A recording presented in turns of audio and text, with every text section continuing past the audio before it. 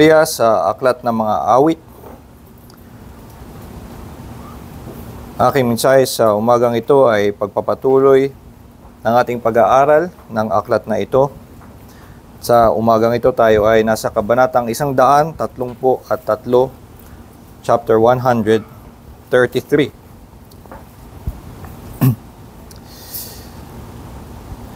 Kapag tayo ay sasamba, inaalala natin ang ating mga pagpapalang tinanggap. Higit na sa lahat ay yung pagpapala ng kaligtasan. At maaaring alalahanin din natin yung mga iba pa nating pagpapalang tinanggap mula sa Diyos sa kanyang pag-iingat at ang ating buong buhay. At sa pag-aala-ala ng mga pagpapalang ito ay nagkakaroon tayo ng panibagong pasasalamat sa Diyos, kaya't sa ating pagharap sa Kanya, sa ating pagtitipon, ay mayroong kagalakan sa ating puso at ang ating pagpupuri ay nagmumula sa pusong nagpapasalamat sa Kanyang mga pagpapala. Sa marami nga tayong maaaring alalahaning mga pagpapala at sa awit na ito, na isa sa mga awit ng pag-akyat ay nagtuturo si David ng isang pagpapala na maaaring hindi natin pinapansin o hindi natin nakikilala na isang dakilang pagpapala na maaari ding magtaas sa ating mga puso na tayo ay magpasalamat at magpuri sa Kanya. Ito ay ang pagpapala ng pagkakaisa ng mga magkakapatid. Kaya ito nga ang ating tunghayan sa kabanatang ito. Hayaan niyong basahin ko sa inyo ang Psalm 133 ayon sa salin sa Ingles ng English Standard Version. Pakinggan niyo po ang salita ng Diyos. Psalm 133, a song of ascents of David. Behold, how good and pleasant it is when brothers dwell in unity. It is like the precious oil on the head, running down on the beard of Aaron, running down on the collar of his robes. It is like the dew of Hermon, which falls on the mountains of Zion. For there the Lord has commanded the blessing, life forevermore.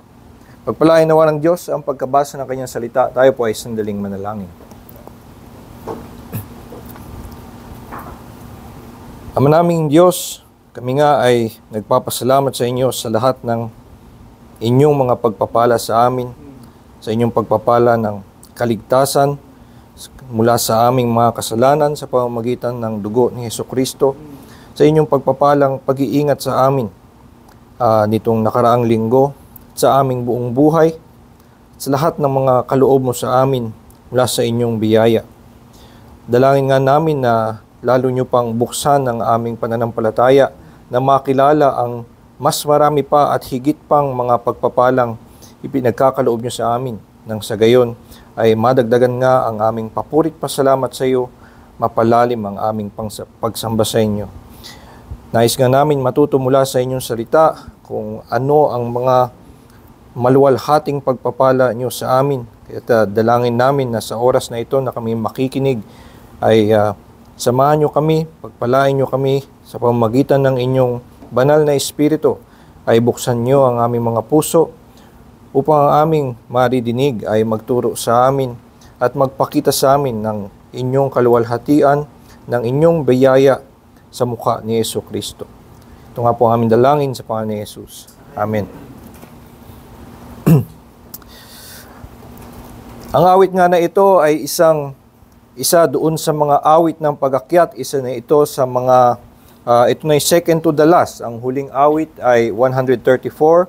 Yun ang huling tinuturing na Song of Ascents. Nagsimula ito sa Psalm 120 at ang lupon ng mga awit na ito ay mga awit na pinagsama-sama para sa okasyon ng pag-akyat ng mga Hudyo para sa pista na ginagawa ng ilang beses sa isang taon.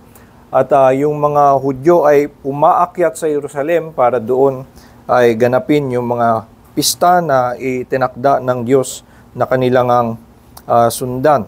At ang mga awit na ito ay nakadisenyo at ang temang ng mga ito ay nagtutuon sa kanilang mga puso na maihanda sila doon sa pagsambang kanilang gagawin.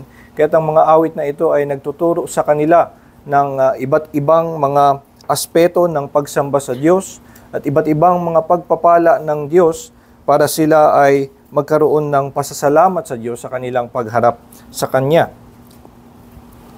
At dito nga sa awit na ito, ang tinuturo na pagpapala at minumungkahi ni David na pagpapala na pagnilay-nilayan ng bayan ng Israel sa kanilang pagsamba ay ang pagpapala ng pagkakaisa. Naituturing ba natin ang pagkakaisa na isang pagpapala? Siguro naman kapag nakakita tayo ng isang bagong convert o naging kaisa natin ng isang dating makasalanan at siya'y nagkaroon ng pananampalataya, ay nakikita natin yun, isa nga itong pagkilos ng Diyos. Kung makita natin ang mga magkakapatid sa pananampalataya ay mayroong pag-iibigan sa isa't isa, kaya natin ngang kilalanin ito na ito'y pagpapala ng Diyos. Pero marahil nga ay hindi natin ito nakikita na isang dakilang pagpapala na magtataas sa ating puso sa pagsamba. Kapag tayo ay sasamba sa Diyos kung araw ng linggo at gusto natin na meron tayong sigla sa ating pagsamba, ay siguro gawain na nga natin na alalahanin na ang kabutihan ng Diyos sa atin. At alalahanin natin yung pagliligtas sa atin, yung pag-iingat sa atin nung nakaraang linggo. Pero malamang sa marami sa atin ay hindi sasagi sa ating isip na isama na sa mga pagpapalang ipagpapasalamat natin ay itong pagkakaisa ng mga kapatiran. Hindi sasagi sa ating isip na itong pagpapala na tayo ay nagkakaisa, ito ay isang sadyang napakadakilang pagpapala na tayo ay maitataas sa pagsamba. Minsan, ang isang mananampalataya ay natatagpuan ng kanyang sarili na ang kanyang puso ay walang gana na dumalo sa pagsamba. O siguro, nanghihina ang kanyang pananampalataya, mayroon siyang pinagdadaanan, o minsan lang talaga kahit na wala naman siyang pinagdadaanan, gayto lang talaga tayo, ang ating puso minsan ay kailangan mong kalad ka rin para sa pagsamba. Pero ang kinakalabasan kapag ganoon ay madalas ang may isip na gawin ay hindi na lang kaya muna ako pupunta doon sa iglesia, baka mas magandang magkulong muna ako, alalahanin ko muna ang kabutihan ng Diyos sa akin, ng sarili ko, baka magandang mag-retreat muna ako mag-isa at para mabuhayan naman ang aking puso at yung aking pagpunta sa iglesia ay mas maging bukal sa aking damdamin. Pero para bang ang sinasabi ngayon dito ng awit ni David ay mas maganda kung kaladkarin mo na nga lang ang iyong sarili na pumunta ka doon sa pagtitipon at kapag nakita mo yung pagkakaisa ng mga kapatid na mga mananampalataya na sumasamba sa Diyos at baka yun pa ang gumising sa iyong puso na oo nga, ang Diyos ay karapat dapat sambahin dahil isang napakadakilang pagkilos ang ginawa niya para itong mga taong ito ay magkaisa. At kaya mainam na para sa atin maunawaan nga kung paanong ang pagkakaisa ay isang napakadakilang pagpapala. Ito ang naunawaan ni David, kaya nga sinasabi niya, "Behold, tignan nyo itong pagkakaisa ng mga magkakapatid. Kapag iyong maunawaan ang kahulugan nito, anong dakilang pagpapala ito, maidadala ka sa dakilang pagpupuri at pagsamba sa iyong Panginoon." Kaya ito ang tingnan mo at unawain, how good and pleasant it is when brothers dwell in unity. Itong ang unity ay isang pagpapala na nakapagpapaalab ng ating pagsamba sa Panginoon. At kailangan lamang na tulad ni David, magkaroon tayo ng pag-unawa, gaano nga ba kadakila, why is this a good and pleasant thing? Bakit ito kamangha-mangha at paano tayo magkakaroon ng ganitong pag-unawa tulad ni David?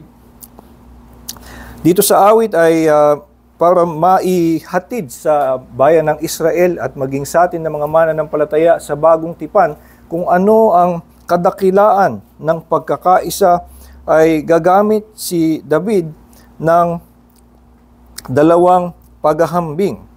Hinambing niya ang pagkakaisa sa precious oil on the head, isang mahalagang langis, at yung pangalawa ay sa the dew of Hermon, sa hamog. Papansin natin pareho silang liquid at yung kanyang imahe na ginamit siguro pareho sa ating hindi pamilyar. Sa panahon ng mga Hudyo, ito ay isang familiar image sa kanila, kaya't ito'y mauunawaan nila kung ano ang tinutukoy ni David. Kaya atin ngayong tingnan, ano ba ang ibig sabihin nitong kanyang paghahambing?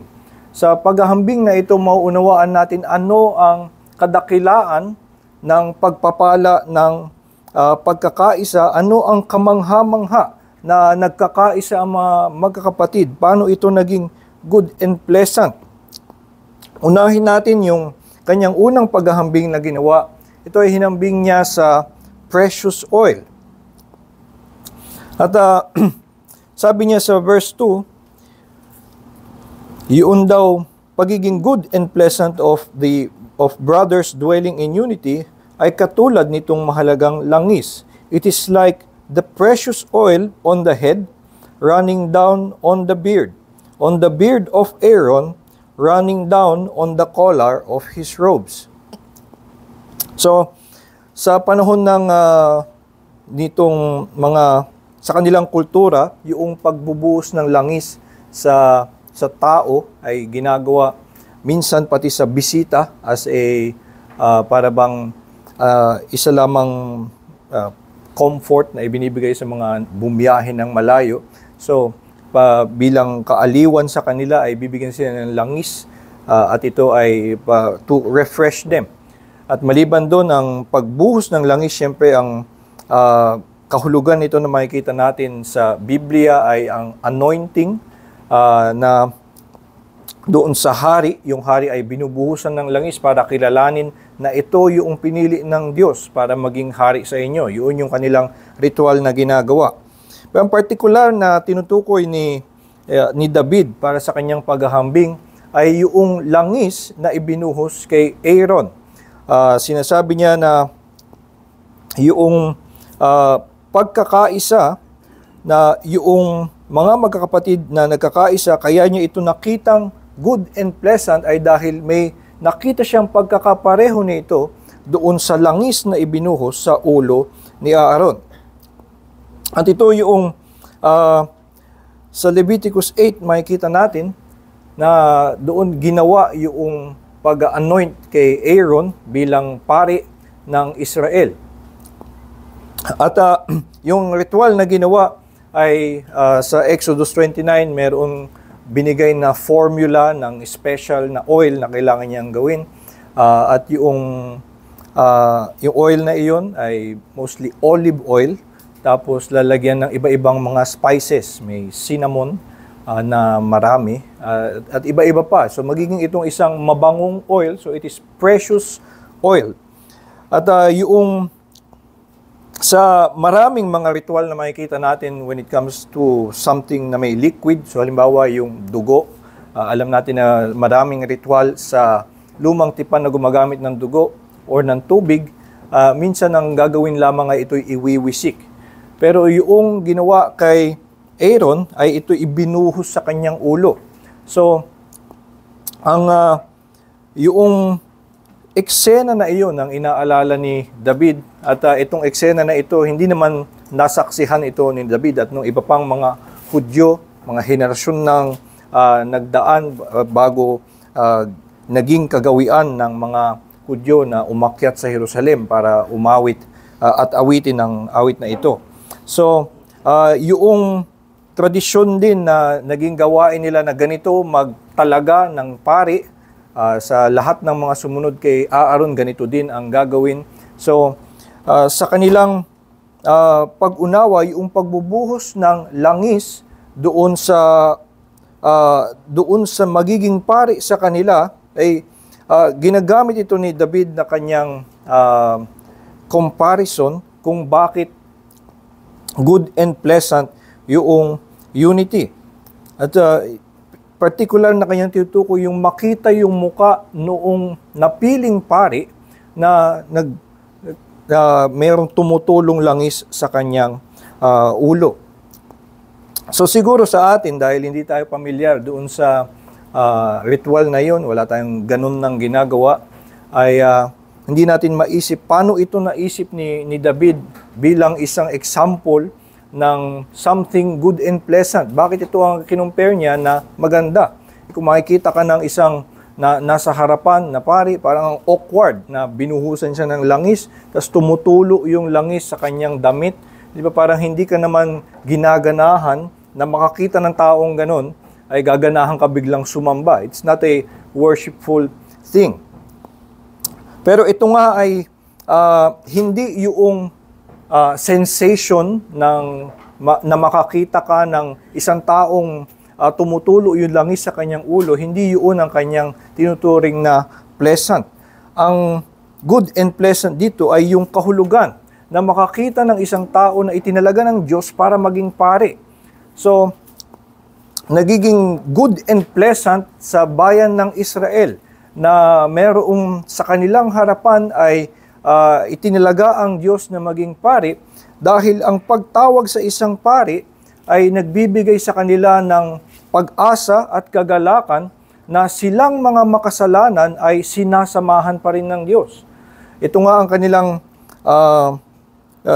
dahil doon sa eksena na makikita natin sa Exodo, noong nagsalita ang Diyos at sila'y natakot doon sa thunder and lightning na nakita nila sa may bundok, ay gusto nila na may mamagitan sa Diyos. Ayaw nilang humarap sa Diyos diretso dahil nakita nila kami mga makasalanan, hindi kami maaaring lumapit sa Kanya. So yung pagkakaroon ng mamamagitan, at doon ay yung isa propeta, ang mga namamagitan sa lumang tipan ay yung propeta, yung pari at yung hari. Ito yung mga namamagitan sa Diyos at sa tao. So, yung propeta yung magdadala ng salita ng Diyos sa kanila. Imbis na yung Diyos ang mismong kumausap sa kanila, dahil sila'y natatakot sa kabanalan ng Diyos, ay gusto nila merong ibang mamagitan. At imbis na sila ang lumapit sa Diyos at sila yung maghandog sa Diyos, mayroong pari na mamamagitan para sa kanila. So noong nangyari na si Aaron ay binuhusan ng langis at lahat ng mga pagkakataon na mayroong mga pari na kinilala sa bayan ng Israel, ay nagkakaroon sila ng assurance mula sa Diyos na sinasamahan pa rin kayo, meron pa rin tagapamagitan, meron pa rin daan para kayo ay sumamba sa akin. Tatanggapin ko pa rin kayo sa kabila ng inyong paulit-ulit na pagsaway, hindi ko pa rin kayo iniiwan. So na itong pagkakaroon noong yung eksena na makakita ng isang pari na binuhusan ng langis ay isang patotoo sa kanila ng Diyos, na siya'y kapiling pa rin nila, nasa presensya pa rin, nandun pa rin ang kanyang presensya na nanatili sa kanilang kalagitnaan, at siya'y magpapala, magbibigay ng paggabay sa kanya at pagpapatawad, paglilinis ng kanilang kasalanan. Siguro alam natin yung Aaronic blessing, yung the Lord bless you and keep you, the Lord make His face to shine upon you. Ito'y mababasa natin sa number 6, at ito'y sinabi ng Diyos kay Moises na ituro kay Aaron. So sinabi ng Diyos kay Moises, sabihin mo kina Aaron at sa kanyang mga anak na ganito siya magbibigay ng pagpapala. At ang kanyang tinuro na kailangan daw pag magpapala, sasabihin, make His face shine upon you. Ibig sabihin ng Diyos ay nakatingin sa iyo, hindi siya Hindi kanya kinalimutan, hindi kanya tinalikuran. So He make His face shine upon you. At maaaring kaya ang anointing of a priest ay bubuhusan siya ng langis sa ulo, ay visually makikita mong nagkikinang ang kanyang muka. He make His face to shine upon you. Maaaring yun, hindi ito something na explicitly sinabi, pero maaaring nagpapakita ang Diyos ng isang picture ng kanyang pagpapala sa bayan, na nandun pa rin siya at nakatingin pa rin at hindi kayo tinatalikuran. Sa panahon natin ngayon ay hindi na nagpatuloy itong gawain na kumilala ng pari, at di tayo niniwala na kailangan pa rin ng pari. Tayo niniwala in the priesthood of all believers. Pero ang katuparan nitong pagkakaroon ng pari ay makikita na natin kay Hesukristo. Kaya kung hindi pa rin natin maunawaan kung anong kagalakan ang meron doon sa ritual na merong taong binuhusan ng langis sa lahi ni Aaron, at siya ngayon ay isang patunay ng Diyos sa presensya, sa kanyang nananatili ang kanyang presensya, at na siya'y patuloy na nagpapala sa atin, ay isipin natin na yung katuparan ng ritual na ito at yung katuparan ng noong opisina ng pari ay nangyari kay Hesukristo.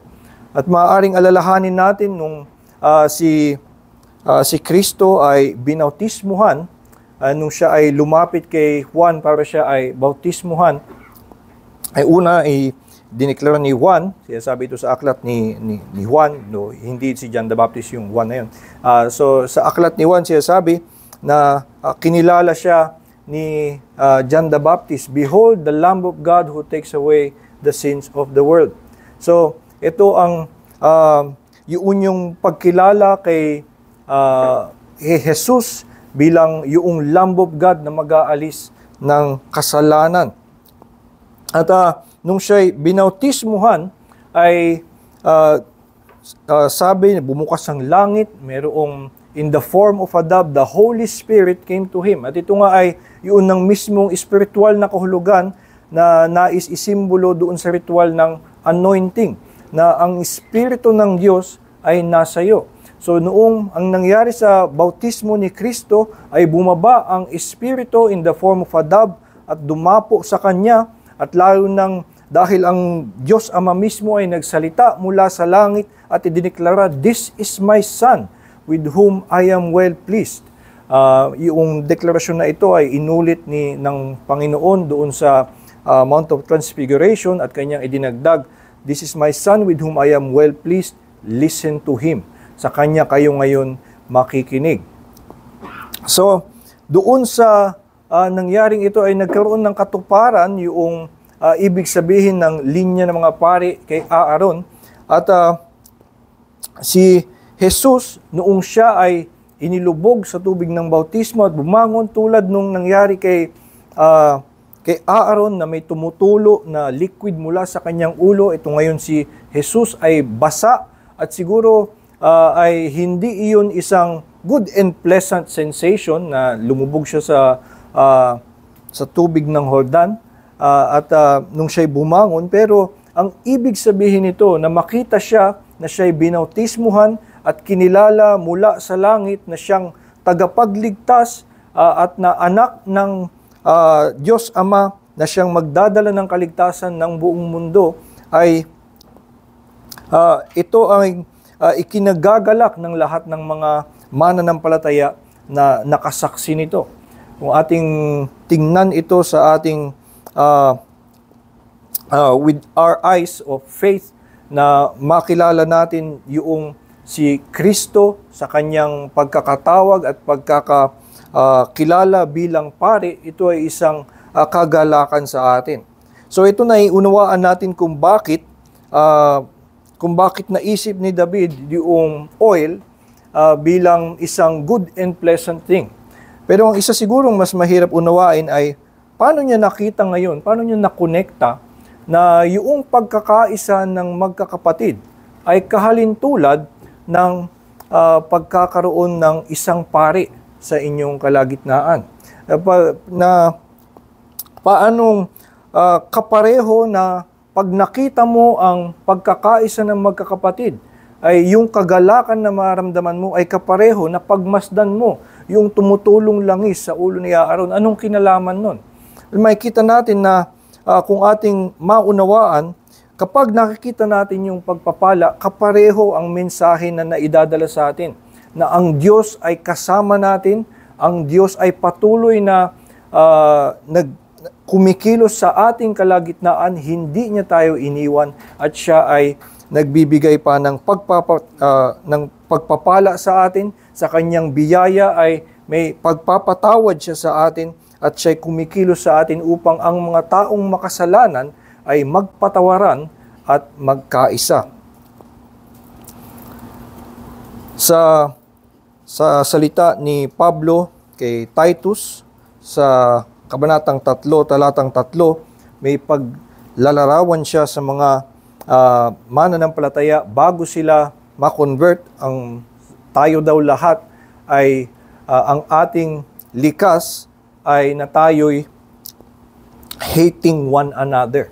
Ito ang ating kalikasan na sa ating puso, kung tayo sa ating laman at walang biyaya ng Diyos, ang ating ginagawa ay we hate one another.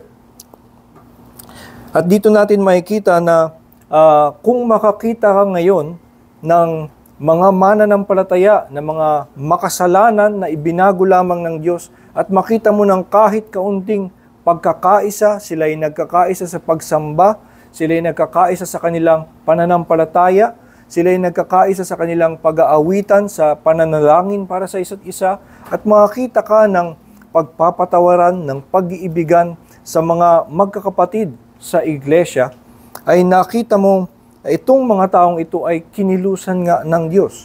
Kaya't nandun yung paghahalintulad na tulad ng kapag nakita mo ang langis na tumutulo mula sa ulo ni Aaron, ay ito'y patunay na nandyan ang Diyos sa inyong kalagitnaan, na siya'y kumikilos at mayroong biyayang pagpapatawad. Makita mo ang pagkakaisa ng iglesia, ay na kapag nakita mo ang pagkakaisa ng iglesia, ay na sila'y isang patunay din ito sa iyo na may pagpapala ang Diyos. Ito nga sinasabi sa 1 John chapter 4. Sa 1 John chapter 4, sinasabi doon na kapag makita mo ang mga nag-iibigan, ito'y makakatiyak ka na ito'y nagmula sa Diyos. Sabi sa 1 John chapter 4, mula sa verse 7, Beloved, let us love one another, for love is from God, and whoever loves has been born of God and knows God. Anyone who does not love does not know God, because God is love. At sabi niya sa verse 19, we love because He first loved us. So kung makakita ka ng iglesia na ang mga mananampalataya doon ay nagkaisa, nagtutulungan, nag-iibigan, nagpapatawaran ng kanilang mga kasalanan, ng kanilang mga pagkakaiba sa isa't isa, at bagamat sila ay maraming mga pagkakaiba, pero sila ay nagsasama-samang sumampalataya sa iisang Panginoon at sumamba sa iisang Diyos. Ito ay isang patunay na nandun nga ang Diyos sa kanilang kalagitnaan. Dahil sila ay may pag-ibig, ikaw'y makakatiyak na ito ay mula sa Diyos, dahil ang pag-ibig ay nagmumula lamang sa Diyos. Kaya tulad ng langis na tumutulo sa ulo ni Aaron, ang pag-ibig ng mga mananampalataya sa isa't isa ay isa ding patunay na ang Diyos ay nasa kanilang kalagitnaan. Hindi nalalayo diyan ang kahulugan ng isa pa niyang paghahalintulad doon sa dew of Hermon, yung hamog. Sabi niya sa talatang 3, it is like the dew of Hermon which falls on the mountains of Zion. Yung Hermon ay isa ding bundok na medyo malayo in the north of Zion, at ito ay kilala sa kanila. Alam nilang lahat, at ito'y para bang isang tanawin sa kanilang mga Hudyo, na yung Hermon ay isang ay lush, a mountain. Ibig sabihin ito ay mas may greenery. So ito ay mas tinutubuan ng maraming mga halaman, at lalo nang kumpara sa Zion, ito ay described as parang isang disyerto, medyo tuyot. Kaya yung Hermon ay isang bundok na nandoon yung vegetation, at ang nangyayari ay makikita ito na nandoon minsan yung snow, or nandoon yung basta doon nang gagaling ang any precipitation, at ito ay nagbibigay ng buhay doon sa lugar. At itong actually sinasabi na yung dew of Hermon falling on the mountain of Zion, sabi ng mga scholar, ay hindi yun nangyayari. Hindi naman nangyayari na yung dew of Hermon ay napupunta doon sa mountains of Zion. Pero ito ay kathang isip ni David, na manunulat ng awit na ito, at kanyang ini-imagine na yung precipitation na meron doon sa Hermon ay dumadaloy patungo sa Zion. At gusto niyang igawing larawan na yung nakikita mong mayamang pagpapala doon sa mas mataas na bundok na iyon ay pumupunta din doon sa atin. Yun yung nangyayari kapag nakita mo yung pagkakaisa ng mga magkakapatid, para bang nagkaroon ng buhay doon sa tuyot na bundok ng Sion kumpara doon sa bundok ng Hermon. So yun yung tinutukoy niya na katulad daw yun ng dew of Hermon, yung pagkakaroon ng pagkakaisa ng mga magkakapatid, ay parang nabibigyang buhay yung bundok ng Zion. Dahil yung dew na nauhulog doon sa na nabubuo doon sa Hermon, ito ay nagbibigay ng mayamang vegetation doon sa bundok na iyon, para bang yung mga tao ngayon na dumumog doon sa Zion, sila ngayon yung nagbigay ng buhay doon sa Zion. So sila yung dew na kanyang tinuturing.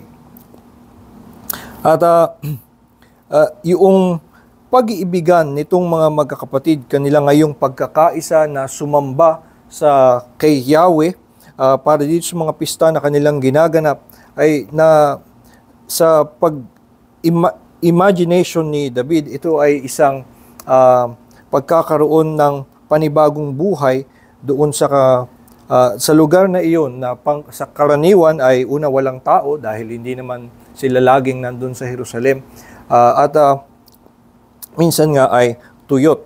So itong kanyang gustong iparating ay ganoon ang dating sa kanya ng makakitang nagkakaisa ang bayan ng Israel, ito ay nagkakaroon ng buhay. Sa ating karanasan, siguro ay nakasakay na kayo ng jeep, at sa jeep ay maaaring masabi na tayo ay nagkakaisa in one sense. Tayo ay nagsasama-sama, meron tayong isang direksyon na pinatutunguhan, at doon pa nga sa jeep, ang kultura ng mga Pilipino ay magtulungan sa pagpapasa ng bayad. So maaaring masabi na itong mga taong ito ay nagkakasundo sa kung saan sila pupunta, at maging dun sa kultura ng pagtutulungan, meron silang in some kind of unity. Pero besides that, yung mga taong nasa jeep ay walang pag-iibigan sa isa't isa. Sa totoo lang, di sila nagpapansinan, at parang in general, hindi man lang at all nakangiti ang mga tao sa isa't isa. At kapag mayroong isang nakangiti sa jeep, ay baka isipin natin na siya isang weirdo. So, hindi pleasant na makita ang pagkakaisa ng mga strangers sa jeep. Pero kapag ang sumakay sa jeep na inarkila ay isang church na mag-outing, o iba pang mga merong pag-iibigan, pagkakilala sa isa't isa, ay itong biyahe na ito ay nakangiti ang mga tao sa isa't isa, siguro maingay, may buhay yung jeep na usually kapag strangers na magkakasama ay hindi mo makikitaan ito ng kasiglahan. So parang ganito ang gustong ilarawan ni David, na kapag nakakita ka ng nagkakaisang mga magkakapatid, nagkakaroon ng buhay doon sa lugar, nagkakaroon ng sigla.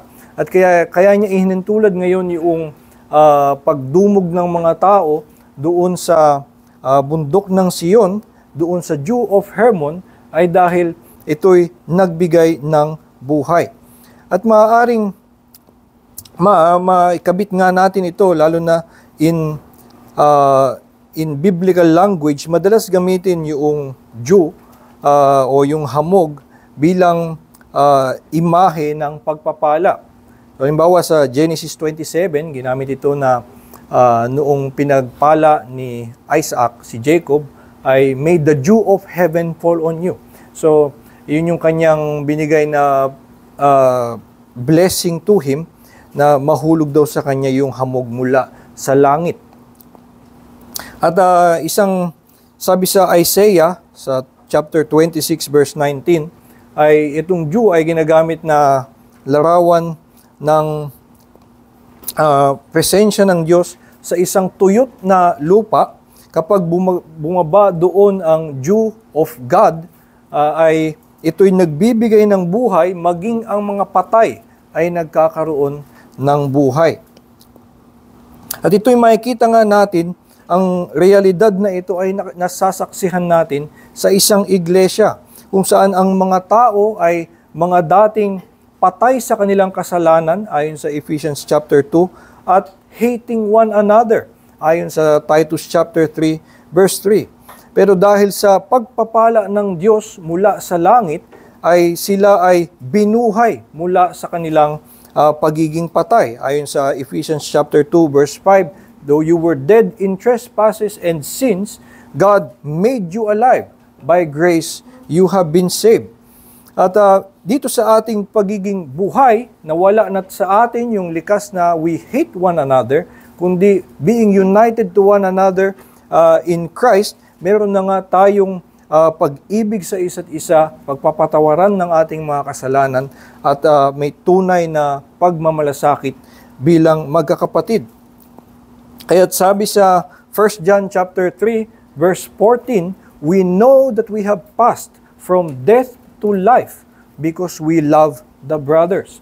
So ito nga din ay isang kaya nakikita natin kung ano yung gustong ipakita ni David kaya sa kanyang paghalintulad ng pagkakaisa ng magkakapatid doon sa hamog na nagbibigay buhay doon sa bundok ng Hermon. Dahil itong masaksihan mo ang pag-iibigan ng mga mananampalataya na mga dating mga makasalanan at puro walang pag-ibig sa kahit kanino, pero dahil sa kanilang pananampalataya, binago ang kanilang puso at nakatanggap sila ng biyaya ng pag-ibig ng Panginoon, meron na sila ngayong naigagawat na pag-ibig sa isa't isa. At we know that we have passed from death to life because we love the brothers.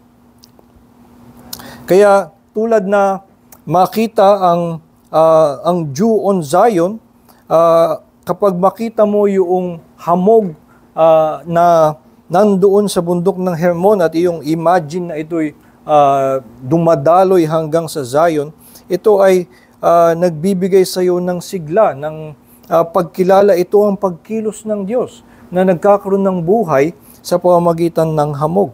At ganun din kapag makita mo ang brothers dwelling in unity, ay nakita mong ang Diyos ay kumilos na itong mga patay na naggalit sa isa't isa sa kanilang likas na pagkatao ay binago sa kanilang puso at ngayon nag-iibigan. At sila ngayon ay mga tunay na anak ng Diyos na nagmamahalan. At sabi sa 1 John chapter 1 verse 4, ang sinabi ni John na kanyang layunin, bakit siya sumulat sa kanila. We write these things to you so that you too may have fellowship with us, that our joy may be complete. Ito ang kapuspusan ng kanilang kagalakan, na ang iba ay makasama rin sa kanilang fellowship with one another, na kanilang at sila'y sama-samang may fellowship with God the Father and His Son, Jesus Christ. And so, yung pagkakaisa ng magkakapatid na pinaka nakikita natin ngayon sa iglesia, ito ay isang mayamang pagpapala ng Diyos na patunay sa atin na siya ay kumikilos sa ating kalagitnaan.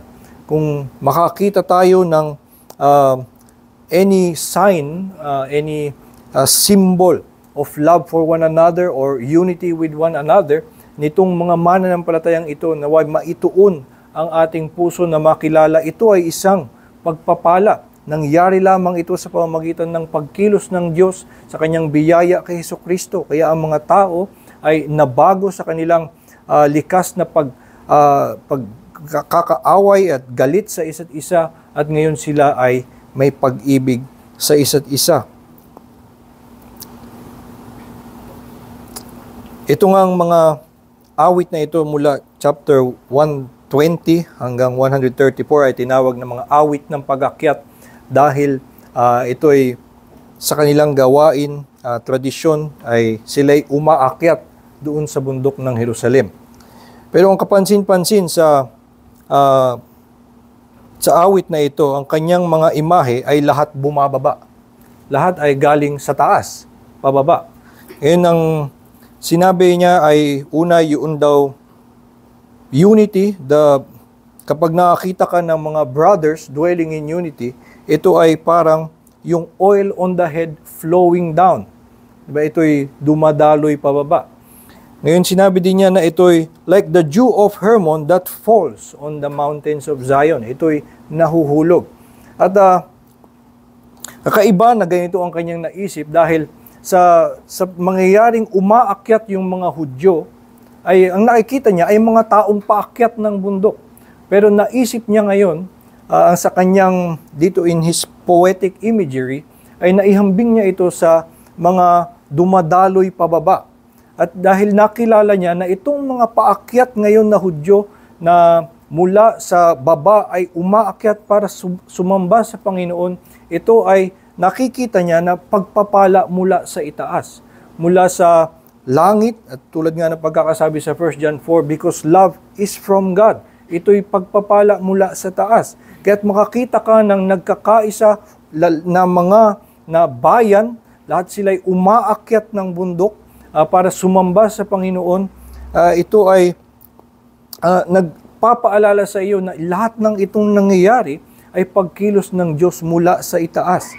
At yung pang larawan na yung oil ay umaabot sa laylayan ng kanyang mga damit, ay nagbibigay ng picture na inaabot ng unity ang lahat ng mga mananampalataya. So hindi lamang dun sa ulo, lalo na kung ituring natin na yung tinutukoy na ulo ay si Kristo, kundi ito'y dumadaloy hanggang sa lahat ng hanggang maging sa laylayan ng kanyang damit. At ito'y inaabot maging even the least of us. Yun yung titukoy, or even as in the words of Paul, the chief of sinners, ay maaabot ng kanyang biyaya. Kaya itong larawan na makakita tayo ng pagkakaisa o ng mga magkakapatid na nagkakaisa ay dapat na nagtuturo sa atin na makita natin itong mga taong nakikita natin, nakakasama natin, hindi man sila in themselves anything amazing or na nakakamangha para sa atin, kundi kung makilala natin na sa ilalim nila ay sila'y inaakyat ng Diyos para siya ay mula sa kanilang kailaliman, pagkakabaon sa kasalanan, sila'y iniahon ng Diyos mula sa langit. Ito ay isang pagtuturo sa atin kung paanong ang pagkakaisa ay isang mayamang pagpapala na dapat nating kamanghaan at pasalamatan. At sa ating mga mananampalataya ngayon sa bagong tipan, bagamat hindi na natin nakikita itong bundok ng Jerusalem, yung bundok ng Sion, at hindi na natin isinasagawa itong ritual na may pari na kinikilala sa pamamagitan ng pagbuhos ng langis, at hindi natin nakikita yung Mount Hermon, pero dapat meron tayo ding pagkilala at pag-appreciate doon sa what a great blessing it is when brothers dwell in unity. It is a good and pleasant sight, first of all, to God, na makita ang mga brothers dwelling in unity. At sa atin din, kung magkaroon tayo ng pag-unawa na mula sa Espiritu at makita natin kung anong kinalulugdan ng Diyos sa brothers dwelling in unity, tayo din ay makakilala how good and pleasant it is when brothers dwell in unity. Because ito'y patunay sa atin, isang pagpapaalala sa atin, kasama natin ang Diyos, binabago niya ang puso ng mga tao at nagdudulot ng pag-iibigan sa isa't isa. At sa gayitong paraan, meron tayong karagdagang pagpapala na maipagpapasalamat at magtuturo sa atin na sambahin ng Diyos. Kaya nawa ito ay maisama natin sa ating pag-unawa na tuwing dumadalo tayo sa iglesia, meron tayong nasasaksihan na isang napakadakilang bagay. Ang pagkakaisa ng mga makasalanan, nakilalanin siya bilang Panginoon at tagapagligtas at ibalik ang lahat ng kapurihan at pasasalamat sa Kanya. Isa itong hiwaga, isa itong milagro na ikinilos sa pamamagitan lamang ng Diyos, at ang lahat ng pag-ibig na makita natin ay pag-ibig mula sa langit na dapat nating ipagpasalamat sa Kanya. Tayo po ay manalangin.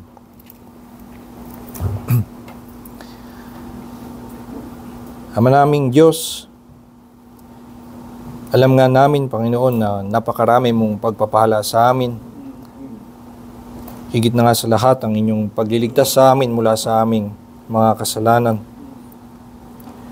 Ngunit sa aming kahinaan, Panginoon, minsan ay ang aming mga puso ay hindi nakakakilala na ang lahat ng mga mabuting bagay na ito ay nagmumula sa inyong kamay, at kami nagkukulang sa pasasalamat at pagpupuri sa inyo. Tulungan niyo nga kami, Panginoon, na ang aming mga puso ay makilala ang lahat ng pagkilos niyo sa amin, lahat ng mga pagpapalang ibinibigay niyo sa amin. Nang sa gayon ay maibalik namin ang pasasalamat at papurihan sa iyong pangalan. At tulungan niyo kami, Panginoon, na maunawaan itong pagpapalang ito ng pagkakaisa, isang bagay na nasasaksihan namin linggo-linggo, naranasan namin bilang isang iglesia.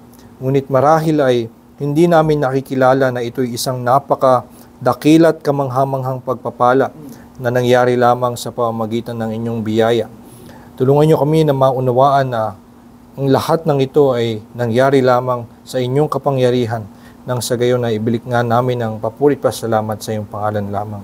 At samahan niyo kami sa buong araw na ito, na kami bilang magkakapatid ay nagkakasama-sama, titipon-tipon sa inyong paanan at nakikinig na inyong salita, nagsasama-samang nagpupuri sa iyong pangalan.